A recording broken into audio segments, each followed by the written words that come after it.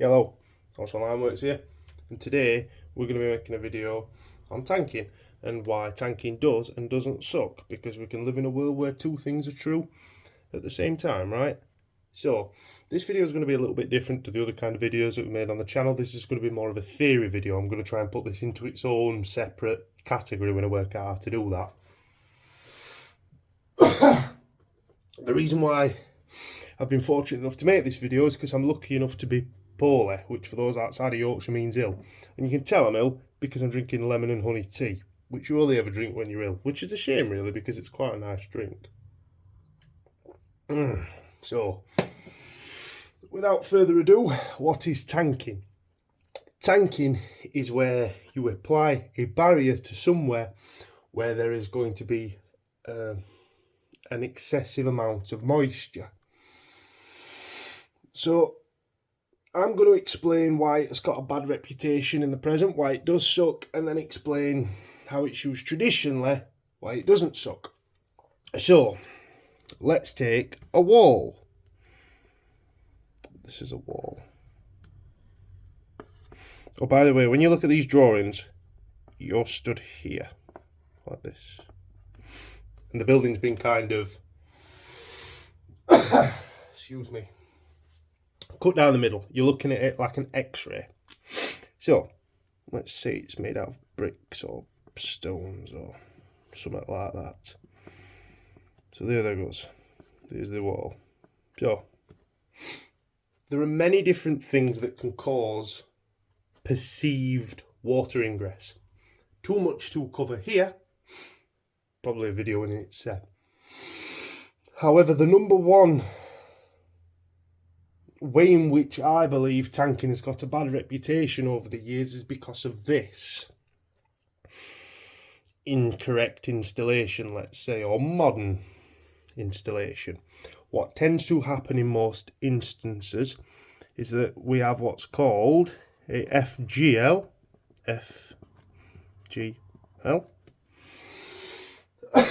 excuse me, that's what's called the finished ground level. We also have what's called a FFL.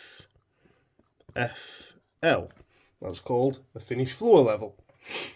Sometimes, not always, but usually, if your FGL is higher than your FFL, sorry, I should say that this is inside of the house, so imagine there's a roof and some walls there, like so. If your FFL is lower than your FGL, all the water that's inside this soil here can come through your wall. So, what's done? One of the things that's been done modernly for a long time is people see that and they come in and install a barrier here. Tanking. Barrier that is designed to stop that moisture penetrating through. Now you might think, oh, that sounds brilliant. I've got this barrier and it's stopping water and, oh, I don't know, when I'm stood here, I can't see it no more. But our point is a barrier stops moisture penetrating through it. So, sorry. If water coming in once is a bad thing, it hits that barrier and it sends it other way, like so. If it going through once is a problem, why is it going through twice fine?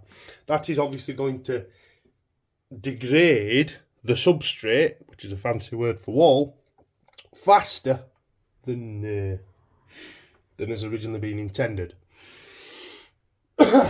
So, one of the easiest ways to get around this, but it's not always possible, but it is usually the easiest way, is to reduce your FGL, your finished ground level outside, to below the FFL, finished floor level.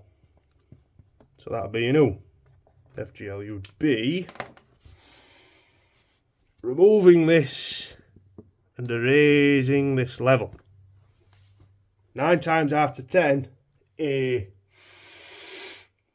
building will have been constructed with those heights in mind, and then over the years the council, or you've had a patio installed and a patio installed and a patio installed, and there's sort of 70 years or 300 years worth of stuff that's just built up on top to make that level higher. This method can appear to be a cheaper option than removing that amount of whatever it is. However, it passing through the substrate twice can have negative implications for the overall structure. So that is where a modern tanking is inappropriate. Oh God. So that's where a modern tanking is inappropriate. But that's why it sucks. There is, however, a traditional precedent to tanking. So let's keep our substrate, or wall as it's known. I'm going to do a video on methodologies and nomenclature in traditional buildings at some point. However, I'm going to do it when I'm not dying. So let's pretend that our FFL is here. So that's our finished floor level. My marker pen is rubbish.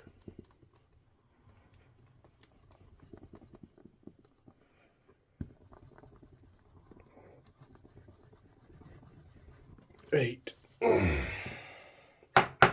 Give it 3 taps because apparently that used to work in school. No, it doesn't. So there's no FFL here. Apologies if you can't really see that.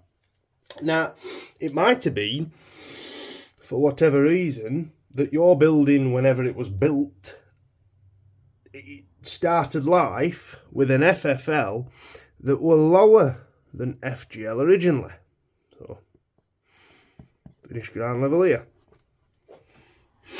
So, what would have happened traditionally, and you see this in canals, the most famous example of this, because not a lot of people understand the sort of traditional art of tanking, let's say, is Venice. Venice is built on canals. It's not got as many canals as Birmingham.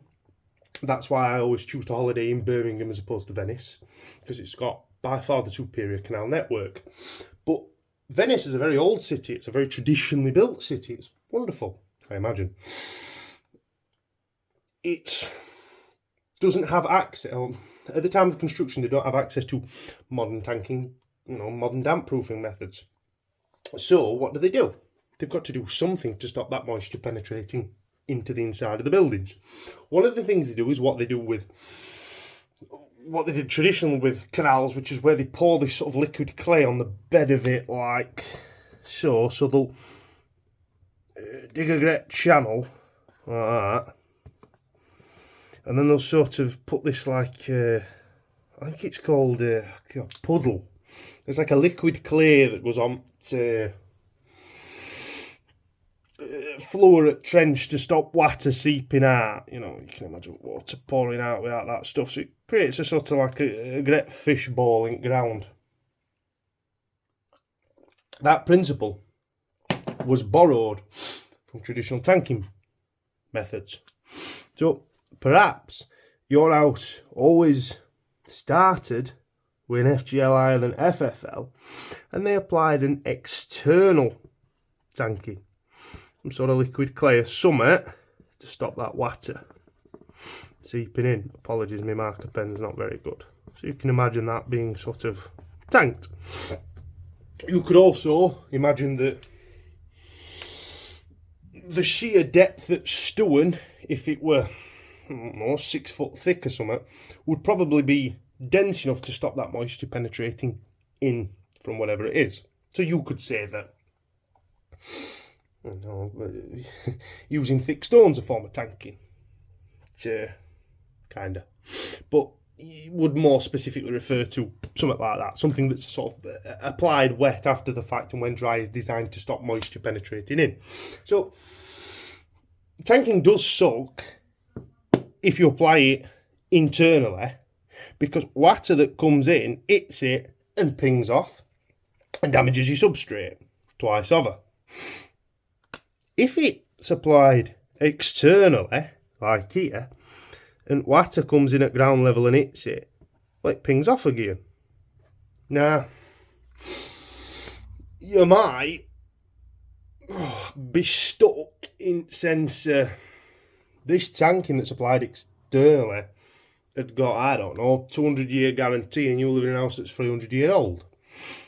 It's rare, but it does happen. So that would be an unfortunate example where you'd sort of have to excavate it. But the overarching thing that we're getting at, the reason why it sucks, is when it's applied internally.